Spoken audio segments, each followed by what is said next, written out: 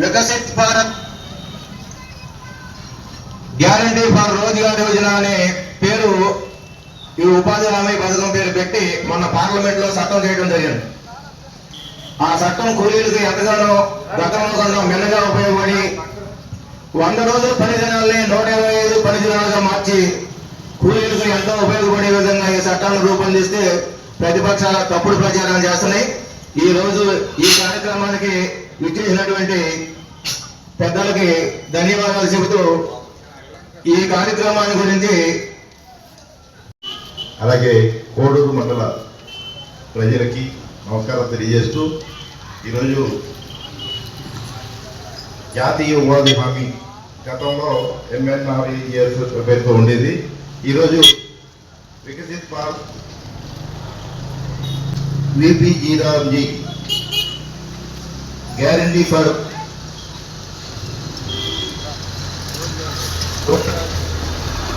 Rozgar Aajeevika mission Grameen అనే పేరుతో parliament లో చట్టం చేయబడింది. దీని ఉద్దేశం ఏంటంటే గతంలో 100 రోజుల్లో ఉన్న పని దినాలని 125 రోజులు చేశారు. ఈ 125 రోజులు పెద్దటమే కాకుండా మళ్ళీ మధ్యలో ఎప్పుడైతే వ్యవసాయ పనులు ఉంటాయో ఆ వ్యవసాయ పనుల సమయంలో ఒక 60 రోజులు మరి రైతు కూలీలు ఎక్కడ ఇబ్బంది పడకుండా 60 రోజులు వ్యవసాయం చేసుకునే విధంగా 60 రోజులు గ్యాప్ ఇచ్చి మిగిలిన సమయాల్లో 125 రోజులు గ్యారంటీగా పని దినాలు కల్పించే విధంగా ఏర్పాటు చేశారు.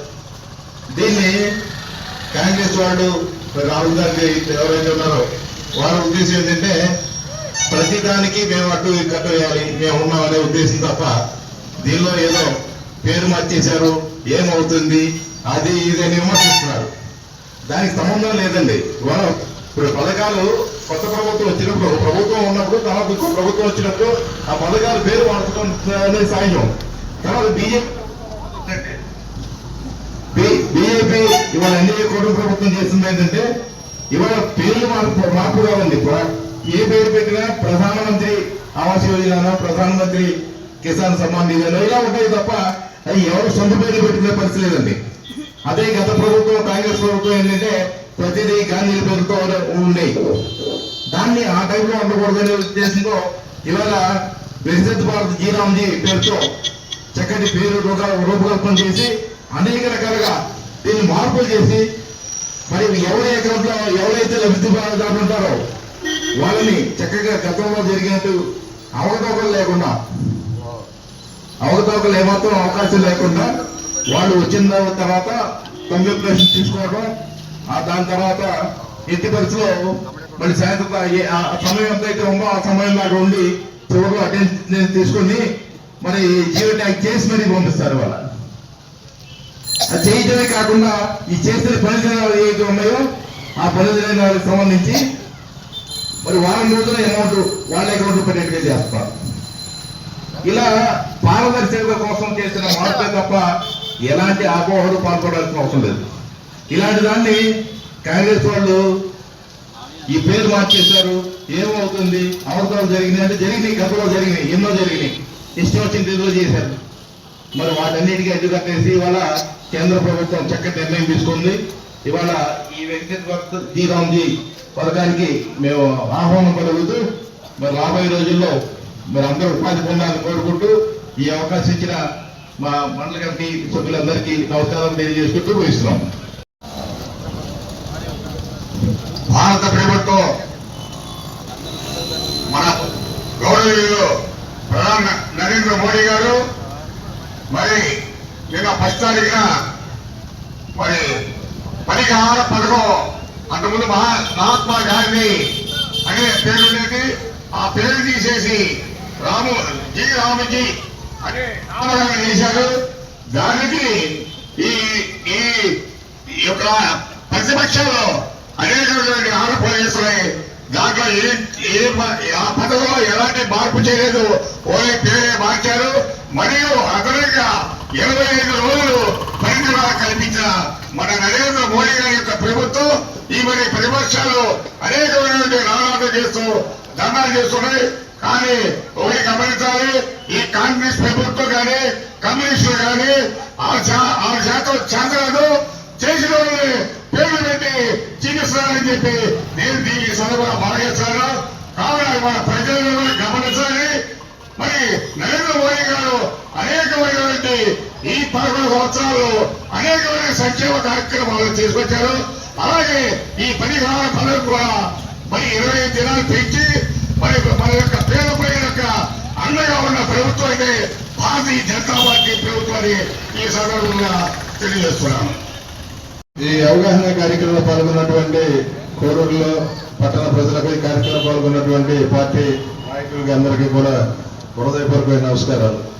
ఈ రోజున పనికొపాది పథకం అనేటువంటి పథకాన్ని ప్రవేశపెట్టినటువంటి పరిస్థితి ఏంటంటే, గతంలో అటల్ బిహారీ వాజ్పేయి గారు ప్రధానమంత్రిగా ఉన్నప్పుడు ఈ రాష్ట్రానికి చెందినటువంటి గ్రామీణాభివృద్ధి శాఖ మంత్రి ఆనాటి ముప్పవరపు వెంకయ్యనాయుడు గారు ఈ దేశంలో రేషన్ ఏదైతే అన్నింటినీ కూడా నిల్వలన్నింటినీ కూడా సముద్ర పాలైపోతుంది, కోట్ల టన్నులు కోట్లాది అటల్ బిహారీ వాజ్పేయి గారికి చెప్పడం జరిగింది. ఈ దేశంలో భారతదేశంలో ఎంత అభివృద్ధి చెందినప్పటికీ కూడా అనేక గ్రామాలు కూడా నిరంతరం పని లేక ఆహారం లేక 60 లక్షల నుండి అలవడించేటువంటి ప్రాంతాలు ఉన్నాయి.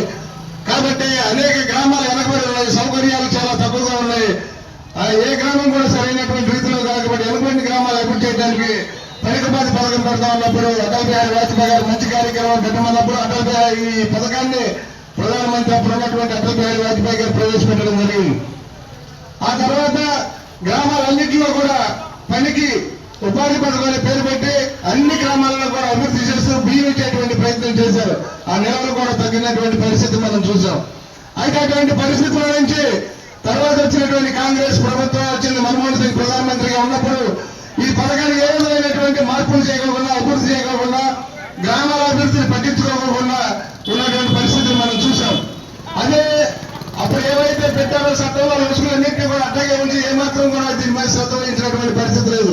మహాత్మా గాంధీ పనికొపాది పథకం, జాతీయ ఉపాధి పథకం అనేటువంటి ప్రవేశం ఆ పేరు ఉన్నటువంటి పథకాన్ని ఇప్పుడు కొన్ని చట్టం చేయాల్సిన అవసరం ఉందనేటువంటి ఉద్దేశంతో చట్టబద్ధత కల్పిస్తూ ఈబీజీ రామ్జీ పథకం అని చెప్పేసి వికసిత భారత్ అనేటువంటి పథకాన్ని ప్రవేశపెట్టి దీంట్లో 100 రోజుల నుంచి 25 రోజులు అదనంగా పెంచడం, 10 దినాలు పెంచడంతో పాటు పని యొక్క నాణ్యత ఇవాళ గ్రామాల అభివృద్ధి అంతా పనుల మీద ఆధారపడి ఉంది. ఇవాళ వ్యవసాయ గ్రామీణ ప్రాంతం అంతా కూడా వ్యవసాయ ప్రాంతాలు, కానీ వ్యవసాయానికి సంబంధించినటువంటి ఇవాళ ఎకరం ఉన్నాడు, కొండ నేల ఉన్నాడు, తర్వాత 5 ఎకరాలు ఉన్నాడు, 10 ఎకరాలు ఉన్నాడు కూడా ఈ కూలి భాగస్వామ్యంగా ఉన్నటువంటి పరిస్థితులు మనం చూసాం. అనేక గ్రామాల్లో 1000 కార్డులు, 500 కార్డులు, 400 కార్డులు ఈ పని కూలీలుగా ఉన్నటువంటి నమోదైన పరిస్థితులు. వీళ్ళందరూ కూడా గ్రామాల్లోకి వెళ్ళి రోడ్లు కానీ డ్రైనేజీ కానీ పని నాణ్యత చేసినట్లయితే ఆ గ్రామ అభివృద్ధి చెందుతూ రైతు యొక్క ఆ కష్టం కూడా ఇందులో ఉపయోగపడితే వాళ్ళ పెట్టుబడి ఖర్చులు కూడా తక్కువగా ఉపయోగపడే పరిస్థితి. అంటే కేంద్ర ప్రభుత్వం ఇస్తున్నటువంటి పనివే ఇవాళ రైతులు ఉపయోగించుకోవచ్చు. అంటే గ్రామంలో నీటి కుంటల మంచినీటి చెరువులు, డ్రైనేజీ వ్యవస్థ, తాగునీరు, సాగునీరు, మురుగునీరు ఇవన్నీ కూడా శుభ్రంగా ఉండడం కోసం ఈ కూలి పనులు ఉపయోగించుకోవడానికి.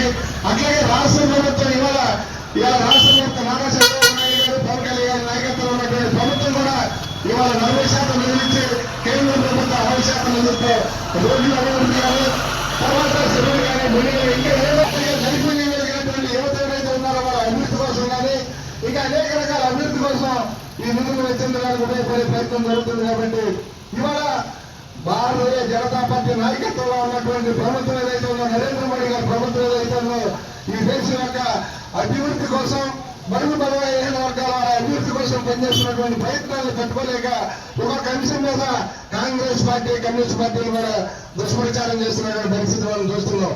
కానీ వాస్తవికంగా ఈ పథకాన్ని ఇంకా ముందుకు తీసుకెళ్లే ప్రయత్నం చేస్తున్నారు. పథకాన్ని పెట్టింది కూడా బీజేపీనే, ఇవాళ పథకం యొక్క పనితనాన్ని పెంచింది కూడా, పని యొక్క నాణ్యతను పెంచడం, గ్రామాలకు ఎక్కువ నిధులు కేటాయించేది కూడా ఇవాళ బీజేపీ నాయకత్వంలో నరేంద్ర మోడీ గారి ప్రభుత్వం అనేది. ఇవన్నింటినీ కూడా ఈ అభివృద్ధి ఏదైతే ఉందో ఈ అభివృద్ధి చేస్తుంటూ పోతుంటే రానున్న 2 రోజులు మరికొంతకాలం పాటు మనకే అవకాశాలు లేవనేటువంటి దుర్బుద్ధితో ఇవాళ కాంగ్రెస్ పార్టీ విష ప్రచారం చేసే ప్రయత్నం చేస్తుంటే భాగంగా ఈ రోజు అవగాహన కార్యక్రమం చేయాలని భారతీయ జనతా పార్టీ కార్యకర్తలందరూ కూడా గ్రామాలు తిరుగుతూ వాస్తవిక అంశాలను తెలియపరుస్తూ నరేంద్ర మోడీ గారు అనేకమైనటువంటి సంక్షేమ పథకాలు ప్రవేశపెడుతున్నారు. రైతుల కోసం అనేకమైనటువంటి పథకాలు పెడుతున్నారు. గ్రామాల అభివృద్ధి కోసం, వెనకబడినటువంటి ప్రాంతాల అభివృద్ధి కోసం చేసే ప్రయత్నాలన్నీ కూడా తెలియపరచడం కోసం ఈ అవగాహన కార్యక్రమాలు గ్రామాల వారీగా జరుగుతున్నటువంటి పరిస్థితి ఈ రోజున అందులో భాగంగా ఈ కోవిడ్ని ముందుకు రావడం జరిగింది. మహాత్మా గాంధీ పేరును మార్చామని కాంగ్రెస్ ప్రభుత్వం భారతీయ జనతా పార్టీని అనే అర్హత నైతిక విలువలు లేవని సభాముఖంగా తెలియజేస్తున్నాం.